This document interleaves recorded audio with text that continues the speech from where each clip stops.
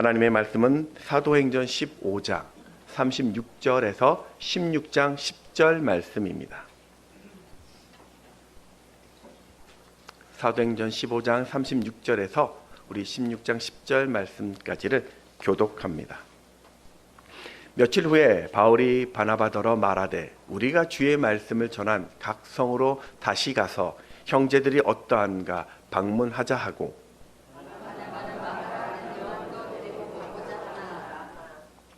바울은 밤빌리아에서 자기들을 떠나 함께 일하러 가지 아니한 자를 데리고 가는 것이 옳지 않다 하여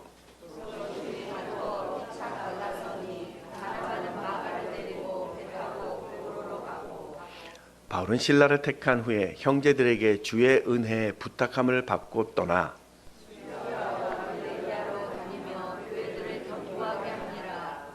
16장입니다. 바울이 더베와 루스라에도 이름에 거기 디모데라 하는 제자가 있으니 그 어머니는 믿는 유대 여자여 아버지는 헬라인이라.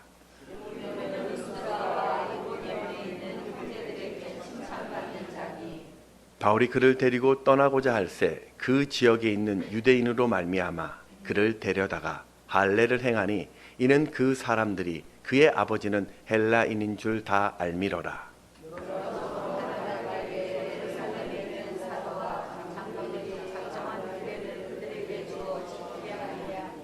이에 여러 교회가 믿음이 더 굳건해지고 수가 날마다 늘어가니라.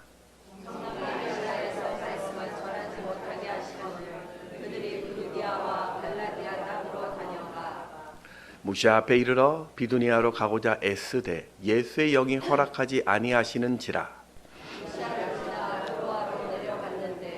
밤에 환상이 바울에게 보이니 마게도냐 사람 하나가 서서 그에게 청하여 이르되 마게도냐로 건너가서 우리를 도우라 하거늘. 바울이 그 환상을 보았을 때 우리가 곧 마게도냐로 떠나가기를 힘쓰니 이는 하나님이 저 사람들에게 복음을 전하고 우리를 부르신 줄로 인정함이로라. 아멘.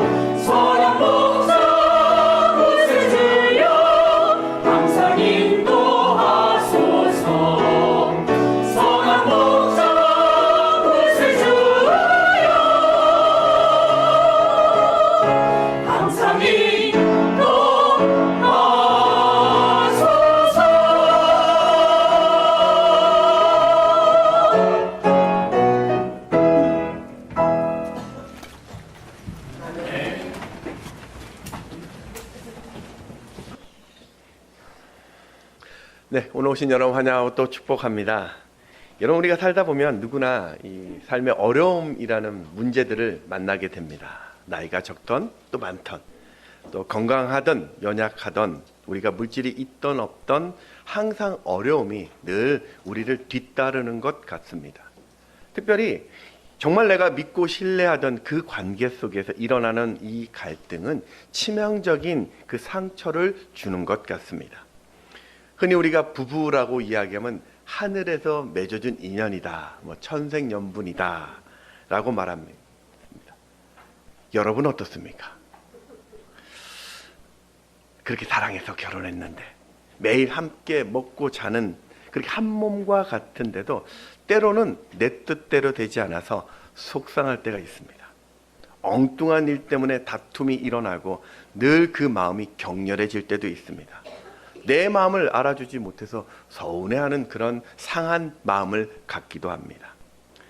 근데 여러분, 하나님은 분명히 우리가 이 땅에서 평안하고 행복하고 또 잘 되기를 원하시는 것이 하나님이십니다. 그런데 나훔서 1장 3절의 말씀을 보면은 때로 여호와의 길이 어디에 있냐면 회오리 바람과 광풍 속에도 있다라고 말씀을 합니다. 그러니까 이 말씀은 신앙과 상관없이 과거에도 인생에 어려움이 있고 지금의 인생에도 어려움이 있고 또 우리의 미래에도 우리는 만나게 되는 어려움이 있다라는 뜻입니다. 때문에 중요한 것은 내 삶이 내 뜻대로 되지 않을 때 내가 그럼 어떻게 반응하느냐라는 것이죠. 오늘 그 답을 이 하나님 안에서 찾아보시기를 소망합니다. 우리 옆에 계신 분들과 이렇게 한번 인사해 보십시오. 하나님을 잘 믿으세요.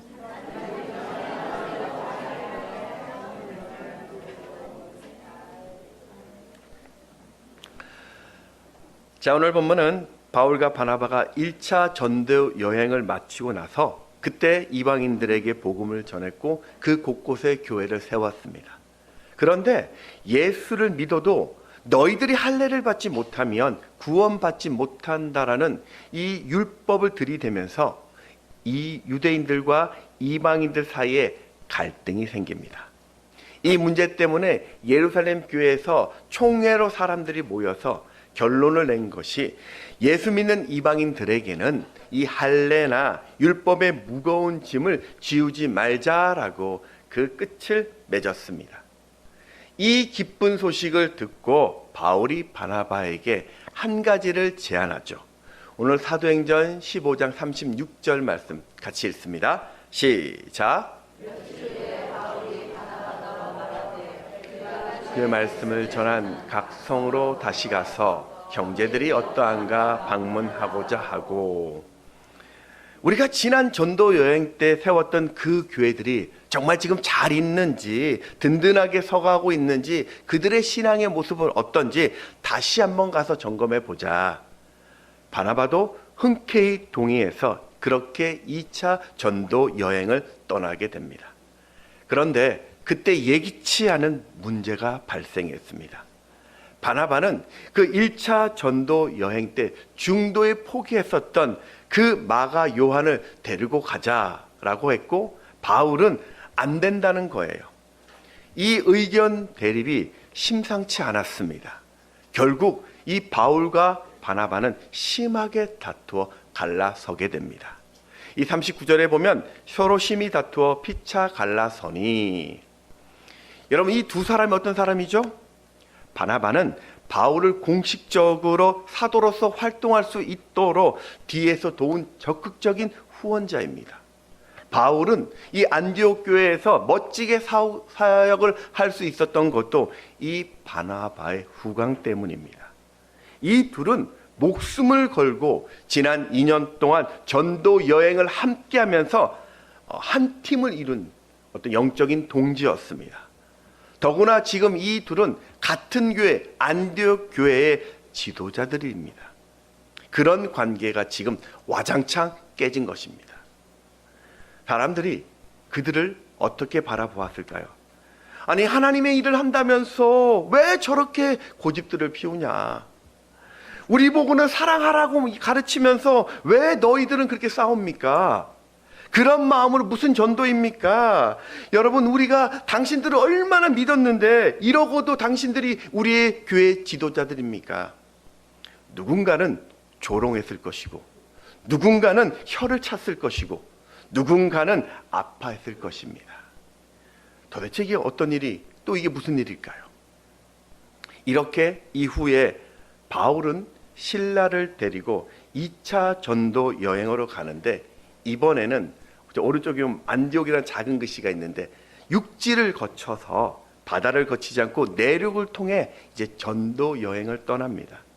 그들은 해발 3,000m가 넘는 그 험준한 타우루스 산맥을 넘어서 더베와 루스드라와 이고니온으로 갔습니다. 그곳에서 교회를 든든히 세웠고 가는 곳곳마다 부흥의 은혜들, 그 역사들을 보게 됩니다. 사도행전 16장 5절의 말씀을 같이 읽습니다. 시작. 이에 여러 교회가 믿음으로 더 굳건해지고 수가 날마다 늘어가니라. 전도 여행의 시작은 좀 불편했는데 이렇게 순조로운 여행이 되었습니다. 그런데 그들에게 또 다른 어려움이 찾아왔습니다. 바울이 이제는 좀 더 아시아로 가서 복음을 전하려고 했는데 성령께서 막으십니다. 여기서 아시아 그러면 뭐 중국 아니면 우리나라 그런 아시아가 아니라 그 터키 남부 지역, 혹시 지도 좀 다시 한번 띄워주시겠습니까? 여기 보면은 중간에 보면은 빨간 점으로 에베소라고 쓰여 있죠. 여기가 아시아 지역을 이야기합니다. 이 지역이 아시아 지역이에요. 이곳으로 가려고 했는데 성령께서 막으셔서 이 바울은 할 수 없이 저 북쪽에 보면 갈라디아라고 쓰여 있죠. 그 부르기아와 갈라디 땅으로 가게 됩니다. 우리 16장 6절의 말씀을 같이 읽어보면 시작. 성령이 아시아에서 말씀을 전하지 못하게 하시거늘 그들이 부르기아와 갈라디아 땅으로 다녔다. 그리고 그 옆에 있었던 비두니아라는 북쪽의 땅을 가려고 하는데 성령이 그것도 막아요. 7절을 보면 무시아 앞에 이르러 비두니아로 가고자 했으되 예수의 영이 허락하지 아니하시는지라. 이야기했던 것처럼 이 비두어는 이 아시아의 남부 지역도 지금 못 가고 있습니다. 그 위에 북부 지역도 성령께서 못 가게 막습니다. 그럼 이들은 지금 어디로 가야 할까요? 지금 여러분, 바울은 선한 일을 지금 하고 있잖아요. 인간의 탐욕이나 개인적인 욕망을 위해서 지금 일하고 있는 것이 아니에요. 목숨을 걸고 오직 복음 전하는 일에 올인하고 있습니다. 이런 상황인데 성령이 못 가게 하시면 더 이상 이 전도 여행의 그 의미가 없게 되는 거죠. 멈춰야 되는 것입니다. 이렇게 사방이 막히면요, 우리가 생각하는 것은 교회로 이제 다시 돌아와서 후일을 도모해야 되는 것 아닐까요? 도대체 무슨 이유였을까요?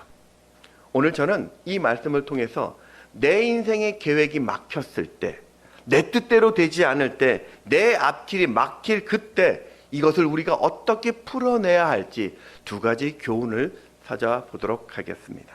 첫 번째는 여러분, 선한 일이라면 끝까지 포기하지 마십시오. 이 바울과 바나바는 서로 삐걱거렸지만 복음 전도의 계획은요, 서로 포기하지 않고 계속 나갑니다. 바나바는 마가를 데리고 구브로 섬으로 향했고 바울은 실라를 선택해서 수리아와 길르기아로 가서 교회들을 견고히 세웠습니다. 오늘 15장 40절 41절의 말씀 같이 또 읽습니다. 시작. 바울은 실라를 택한 후에 형제들에게 주의 은혜에 부탁함을 받고 떠나 수리아와 길르기아로 가며 교회들을 견고하게 하니라. 아멘. 사실 이 둘의 어떤 갈등들, 그러니까 마가 요한을 대한 바울이나 그 바나바의 입장은 이 서로 옳고 그름이 그런 문제가 아닙니다. 마가는 1차 전도 여행 후에 그렇게 도망치듯 예루살렘에 온 이후로 자신의 잘못을 반성하고서 많이 달라진 것 같습니다. 그래서 바나바는 마가에게 한 번 더 기회를 주려는 것이고, 바울은 그런 믿음을 보고 아직 시기상조라고 그런 입장이었던 거죠. 오늘 39절의 말씀을 한 번 더 보면 서로 심히 다투어 피차 갈라서니. 이 말을 보면요, 이 둘이 이제는 평생 원수로 살았겠구나 라고 생각이 됩니다. 그런데 이 심히 다투다라는 이 말의 원어가 파록시스모스라고 하는데 신약 성경에 딱 2번 나와요. 오늘 본문에 한 번, 그리고 또 한 번이 어디서 나오냐면 히브리서 10장 24절의 말씀입니다. 우리 히브리서 10장 24절의 말씀 같이 읽어볼까요? 시작. 서로 돌아봐 사랑과 선행을 격려하며. 여기 다투다는 말이 없죠. 격려하다라는 이 단어가 심히 다투다라는 바로 그 단어입니다. 그러니까 심히 다투다라는 그 뜻이 극렬히 다투다, 싸운다라는 부정적인 의미도 있지만 격려하다, 지극히 자극하다라는 긍정적인 의미도 있는 거예요. 때문에 서로 다투어 갈라섰다라는 이 말을 긍정적으로 해석하면 큰 의견 충돌이 있었지만 그게 또 서로에게 자극이 되어서 각자의 길로 떠났다라고도 해석할 수 있습니다. 여러분, 만약에 이 다툼이 서로에게 감정적인 상처를 주거나 인격을 모독하는 이런 상처를 주었다면 바울과 바나바는 이후에 서로 왕래가 없었을 것입니다. 그런데 바울의 여러 서신에 보면 이 바나바나 또 마가 요한에 대한 긍정적인 언급들이 나옵니다. 디모데후서 4장 11절을 보면 내가 올 때 마가를 데리고 오라. 그가 나의 일에 유익하니라.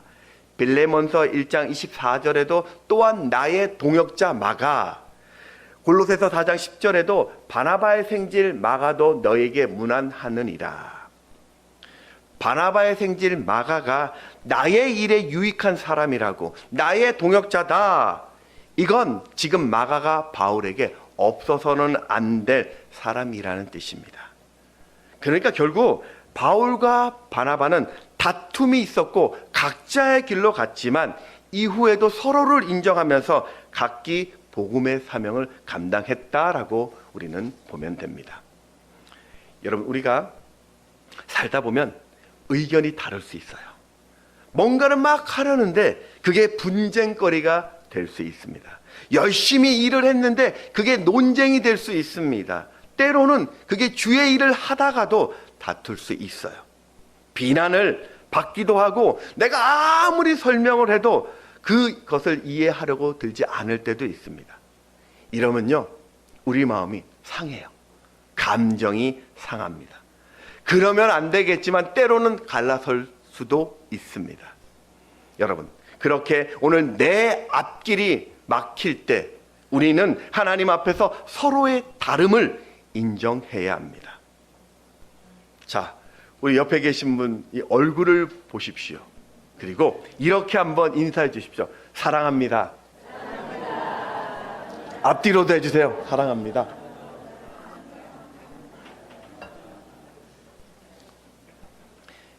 여러분, 얼굴 보면서 나하고 똑같이 생긴 사람 있으십니까? 없죠? 근데 이 외형뿐만 아니라 생각이나 환경이나 성격이나 가치도 다 다릅니다. 근데 그 다름을 가지고 왜 너는 나와 성격이 왜 다르냐고, 그거 나 기분 나빠, 이렇게 말하는 사람 있습니까? 왜 너는 나와 가치가 다르냐고, 그거 문제라고 다그치는 사람 있습니까? 없죠. 왜냐하면 그 다름이 답이기 때문이에요. 그 다른 것이 당연하다라는 말입니다. 그 다툼이 교회를 위한 것이고 하나님의 뜻을 찾는 과정일 수도 있기 때문입니다. 때로는 그 논쟁이, 그 갈등이, 그 고민이 그 사람에 대한 관심의 또 다른 표현일 수도 있습니다. 사실 우리가 정말 관심이 없으면요, 논쟁을 아예 하지도 않아요. 그냥 지나쳐요. 무시하고 침묵해버립니다. 물론 그렇다고 여러분 사사건건 싸우라고 그런 말 아닙니다. 될 수 있으면 다투지 말아야 합니다. 그런데 혹시나 충돌이 생길 때 다시는 내가 보지 않을 것처럼 감정을 건드리고 인격을 공격하고 비난하는 일은 결코 아니라는 것입니다. 우리 에베소서 4장 3절 4절 말씀 같이 읽습니다. 시작. 평안에 매는 줄로 성령이 하나 되게 하신 것을 힘써 지키라. 몸이 하나요 성령도 한 분이시니 이와 같이 너희가 부르심의 한 소망 안에서 부르심을 받았느니라. 아멘. 힘써 지킨다라는 이 명령을 거꾸로 해석하면요, 힘쓰지 않으면 지킬 수 없다라는 뜻이에요. 그럼 우리가 무엇을 힘써서 지켜야 할까요? 우리가 한 소망 안에서 부르심을 받았다라는 이 진리입니다. 물론 이 말이, 한 소망 안에 부르심을 받았다라는 이 말이, 그래서 우리는 모두 다 똑같아야 돼, 만장일치여야 해, 한 치의 오차가 없어서는 안 돼, 그런 말이 아닙니다. 인간은 누구나 다 연약하죠. 여러분은 완벽하십니까? 오늘 여러분의 가정은 아무런 문제가 없습니까? 우리 교회는 완벽할까요? 목회자도 다 완벽합니까? 여러분, 약점 없는 인생은 없습니다. 허점 없는 교회는 없어요. 그럼에도 우리는 성령 안에서 하나됨을 알라라는 것입니다. 예수라는 이 한 소망 안에서, 복음이라는 한 사명 안에서 서로의 다름을 인정하고 한 번만 더 생각하고 한 번만 더 절제하는 것, 그래서 우리에게 주신 이 주의 사명을 끝까지 감당하는 것, 이게 바로 한 소망 안에 부르심을 받은 자의 모습입니다. 이 바울과 바나바는 안타깝지만 그런 불미스러운 일이 있었지만 자신에게 주셨던 하나님의 사명은 포기하지 않았습니다. 여러분, 오늘 우리의 길은 언제나 순탄하지만은 않습니다. 하나님께서 가라고 하시는 그 길인데도 때로는 막힘이 있을 수 있습니다. 그렇게 신뢰한 그 사람한테 내가 심한 상처를 받고 갈등의 그 현장에 우리가 설 수도 있습니다. 때로는 내가 퍼펙트하게 계획했던 그 계획 안에서도 앞이 보이지 않을 때가 옵니다. 중요한 건 그렇게 사방이 막혀도 하나님은 오늘 여러분과 함께 하십니다. 모든 사람들이 다 여러분을 떠나도 하나님은 여러분과 끝까지 함께 하십니다. 우리 시편 16편 8절의 말씀 같이 읽습니다. 시작. 내가 여호와를 항상 내 앞에 모시며 그가 나의 오른쪽에 계심으로 내가 흔들리지 아니하리로다. 아멘. 여러분, 하나님은 오늘 내 계획보다 더 좋은 계획을 가지고 계십니다. 그러니 그게 내가 해야 할 그 일이 죄가 아니라면, 하나님이 주신 일이라면 서로의 차이를 불편하게 생각하지 마십시오. 그것 때문에 포기하지 마십시오. 우리가 서로의 다름을 인정하고 내게 주신 그 사명에 끝까지 최선을 다하십시오. 하나님이 오늘 여러분의 인생에 새로운 길을 여실 것입니다. 자, 그런가 하면 두 번째는 우리의 앞길이 막힐 때 기도로 하나님께 나가야 합니다. 우여곡절 끝에 시작됐던 이 바울의 2차 전도에 꽤나 은혜스러웠습니다. 바울의 가르침으로 믿음이 세워져 가는 것이 보였고 많은 교회가 부흥하고 있었습니다. 그런데 바울이 복음을 전하려는데 성령이 자꾸 막아요. 아시아로 가는 그 길도 막고 비두니아 가려는 그 길도 막습니다. 여러분, 이게 이해가 되십니까? 하나님의 영이신 성령님이 복음을 전하는 것을 막고 있습니다. 지금 바울은 오직 복음만을 위해서 그 절친 바나바와 헤어지면서까지 지금 이곳에 있는 것입니다. 여러분, 제가 성지 순례를 그때 터키지역 갔다 왔는데요, 이 타우로스 산맥이 얼마나 험준한지요. 높이가 3,600이잖아요. 그러면 차로 꼬불꼬불 한참 올라갑니다. 여러분, 이 높은 산맥을요 걸어서 넘는다라고 생각해 보십시오. 여기까지 넘어왔다라는 것은요, 이 바울은 정말 목숨 건 여행이라는 뜻입니다. 단지 복음 전한다는 이 사명 때문에, 교회를 돌보겠다는 이 사명 때문에 이 어려운 일들을 다 감당했는데 지금 성령께서는 바울에게 복음을 전하지 못하도록 막고 있습니다. 그러면 이 바울의 마음이 어땠을까요? 여러분 같으면 어떻겠습니까? 모르긴 몰라도 매우 불편했을 것 같아요. 하나님, 도대체 이게 뭡니까? 지금 내가 누구의 사역을 지금 하고 있습니까? 그런데 어떻게 하나님 당신 나를 지금 방해하고 있습니까? 이거 말이 안 되는 것 같아요. 이해되지 않습니다. 지금 바울은 관광 온 게 아니에요. 여행 온 것이 아닙니다. 시간이 많아서 지금 이곳에 있는 것이 아닙니다. 그런데 왔더니 할 게 없어요.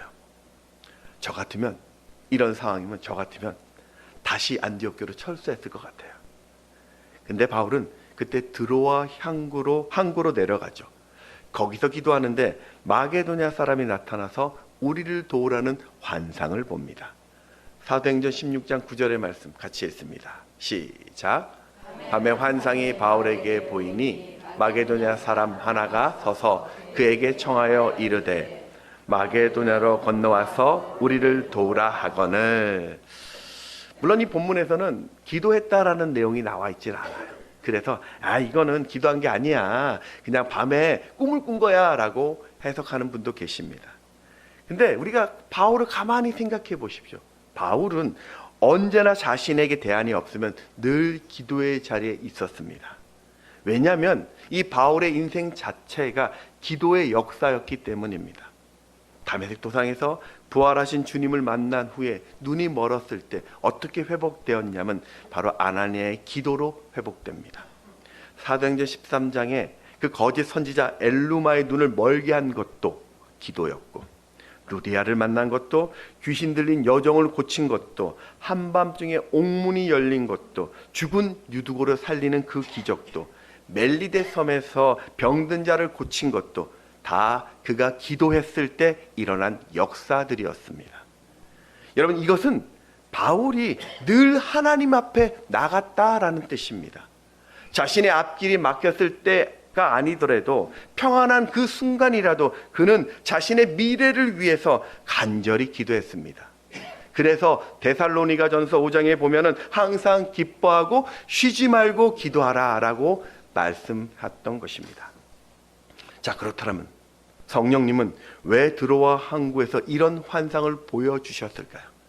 바로 이 항구가 마게도냐와 그리스와 로마로 가는 항구였기 때문입니다. 하나님은 지금 바울에게 아시아를 넘어서 이제는 너는 유럽으로, 로마로 그 복음이 이어지게 하는 사명을 주신 것입니다. 사랑하는 여러분, 오늘 우리의 문제보다 하나님이 더 크심을 여러분은 믿으십니까? 아멘. 오늘 우리의 지혜보다 하나님의 지혜가 더 크심을 믿으십니까? 오늘 우리의 능력보다 하나님의 능력이 더 크심을 믿으십니까? 그러면 오늘 내 앞길이 막혔을 때 하나님께 나가십시오. 기도에 더 집중하십시오. 좀 더 기도하시기 바랍니다. 매일같이 하나님 앞을 찾으시기 바랍니다. 모세가 그 어떻게 200만 명이나 되는 이스라엘 백성들을 40년의 광야 생활을 탁월하게 인도할 수 있었을까요? 그에게는 평소 하나님과 친구처럼 대면하는 기도가 있었습니다. 출애굽기 33장 11절의 말씀 같이 읽습니다. 시작.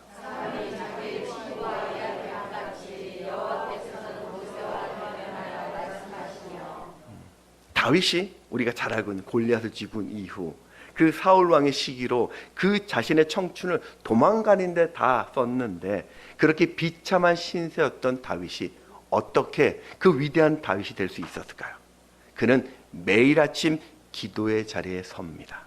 시편 5편 3절을 보면 여호와여, 아침에 주께서 나의 소리를 들으시리니 아침에 내가 주께 기도하고 바라리이다. 엘가나와 결혼했더니 한나라는 여인, 남편에게 사랑을 많이 받았던 여인이었습니다. 근데 그에게는 자녀가 없었어요. 이 엘가나의 또 다른 부인이었던 브닌나에게는 무려 10명의 아들을 낳습니다.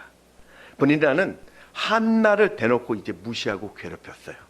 그렇게 한나의 마음이 부서졌을 때마다 그녀는 그 상한 마음을 가지고 기도의 자리에 나갑니다. 그 기도를 통해서 그 여인은 위대한 사무엘이란 선지자를 낳게 되는 것입니다. 사랑하는 여러분, 하나님은 기도하면 반드시 응답해 주십니다.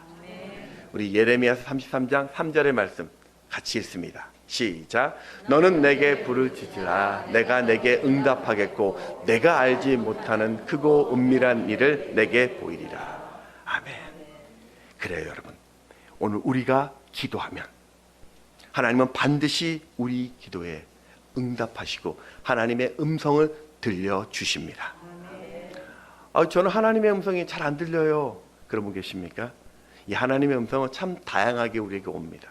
제일 우리가 기본적인 것은 바로 이 성경의 말씀을 통해 내게 들려주세요. 여러분 읽고 있는 말씀이 어느 날 갑자기 막 눈에 들어오지 않습니까? 어머머, 이런 말씀이 있었네. 어떤 말씀이 내 마음에, 어떤 단어가, 성경의 단어가 내 마음에 꽉 다가올 때가 있어요. 하나님이 말씀하시는 겁니다. 어떨 때는 누군가가 내 마음에 생각이 문득 나요. 특별한 마음이나 특별한 생각이 내 머리에서 떠나지 않고 울림이 됩니다. 성령의 감동입니다. 그런가 하면 바울처럼 꿈이나 환상을 통해서도 말씀하세요. 때로는 내 주변의 환경이나 상황을 자꾸 나를 한 방향으로 인도하심으로 말씀하실 때도 있습니다. 그러니 여러분, 좀 내가 답답하고 이해되지 않고 해결되지 않는다면 교회로 오십시오. 교회로. 여러분 예배의 자리를 찾으시기 바랍니다. 여러분 기도의 자리를 가까이 하십시오. 바로 그것에 인생의 답이 있습니다. 여러분 캥거루 케어 치료법을 좀 아십니까? 여러분 그 캥거루는 새끼가 자랄 때까지 어미 뱃속에서 따뜻한 체온을 느끼며 자라게 되죠. 이것처럼 그 우리 아이가 신생아가 미숙아로 태어나면은 인큐베이터 대신에 부모의 가슴으로 직접 안아서 그 품 안에서 키우는 의료 방법이 이 캥거루 케어라는 방법입니다. 이 방법은 1970년 콜롬비아 보고타에서 처음 시도가 되었는데 그 당시 그 지역의 병원에 첨단 의료 장비였던 인큐베이터가 부족한 상태였대요. 그래서 미숙아를 낳으면 여러 명이 하나의 인큐베이터 안에 돌려넣거나 또는 함께 넣는 일이 빈번했다고 합니다. 문제는 이것 때문에 그 신생아들이 감염이 되거나 스트레스를 받아서 사망률이 높아졌다고 해요. 그래서 아기가 엄마의 뱃속에 있는 것처럼 부모의 심장 소리를 가까이서 들려주고 캥거루 주머니처럼 어둡게 담요로 아이를 덮어주게 됩니다. 2012년 한 방송에서 이거 실험을 했는데 당시 아기 쌍둥이인데 아기 몸무게가 미숙아인데 670g, 또 한 아이는 540g의 쌍둥이 미숙아가 태어났습니다. 당시 아이가 상태가 좋지 않았어요. 한 아이는 뇌출혈, 또 한 아이는 복부 팽창으로 건강이 안 좋았는데 이 부모가 캥거루 케어를 시작하였는데 이후 아이들이 안정을 찾으면서 건강하게 태어났다고 합니다. 연구에 의하면 이 캥거루 케어는 아이가 부모의 심장 소리나 그 부모의 피부를 접촉하면 이 아이의 몸에서 옥시토신이라는 호르몬이 분비된다고 해요. 이 옥시토신이 뭐냐면 사랑의 호르몬 또는 유대감의 호르몬이라고 말합니다. 한마디로 여러분 우리가 느끼는 이 행복감 또는 즐거움, 사랑, 이게 다 이 호르몬이 분비되어서 나오는 열매라고 합니다. 이런 호르몬이 분비되면 스트레스나 불안감이 감소되고 안정감이 증가되어서 면역력이 증가된다고 합니다. 이렇게 자녀는 사랑하는 부모의 품 안에 있을 때 바로 역사가 있는 것입니다. 우리 야고보서 4장 8절에 보면 하나님을 가까이 하라 그리하면 너희를 가까이 하시리라. 성경은 교회를 예수의 몸이라고 말합니다. 그래서 우리가 교회에 온다는 것은요, 예수의 그 품 안에, 하나님의 품 안에 거한다라는 뜻입니다. 그래서 여러분, 우리가 예배의 자리에 서면 하나님의 품 안에 거하는 것이기 때문에 내 영혼이 살아나고 세상에 이길 능력을 얻게 되는 것입니다. 내가 주님 품 안에 있으면 그 의심이, 그 미움이, 그 불안이 사라지게 됩니다. 내가 주님 품 안에 있으면 사랑과 기쁨이 넘치게 될 것이고, 내가 그 주님의 품 안에 있음을 기억하면 지금 당장 답이 없어도 단잠을 잘 수 있는 것입니다. 여러분, 왜 예배 시간에 졸린지 아십니까? 여기가 아버지 품이라 그래요. 하나님 품이라 그래요. 예. 우리 시편 131편 2절의 말씀 같이 읽습니다. 시작. 실로 내가 내 영혼으로 보야하고 평안하게 하기를 젖된 아이가 그의 어머니 품에 있음 같게 하였나니 내 영혼이 젖된 아이와 같도다. 아멘. 인생 우리가 아무리 멋지게 살아도 여러분 하나님을 가까이 하지 않으면 그건 세상에 가장 비참한 인생이 됩니다. 그러니 어떤 상황일지라도 날마다 기도의 자리에 서서 그 크고 놀라운 일을 보는 여러분 되시기를 주의 이름으로 축원합니다. 말씀을 맺겠습니다. 우리가 살다 보면 우리의 앞길이 막힐 때가 옵니다. 더 이해되지 않는 것은 그 하고자 하는 그 일이 선한 일일 때가 있어요.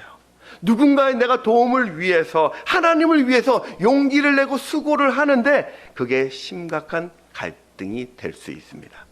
심지어는 하나님이 그 일을 막으시는 것 같습니다. 그럴 때면 내 안에 억울합니다. 속상합니다. 근데 여러분 그럼에도 불구하고 포기하지 마십시오. 그 문제를 바라보는 하나님의 또 다른 계획 있음을 믿으시고 주신 그 일에 끝까지 최선을 다하십시오. 그리고 기도의 자리에 나가서 하나님의 음성을 들으십시오.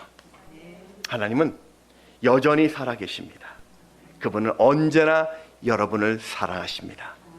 오늘 이 하나님 안에서 막힌 내 앞길을 뚫고 새 길을 내는 여러분 되시기를 주의 이름으로 축원합니다. 찬양하겠습니다.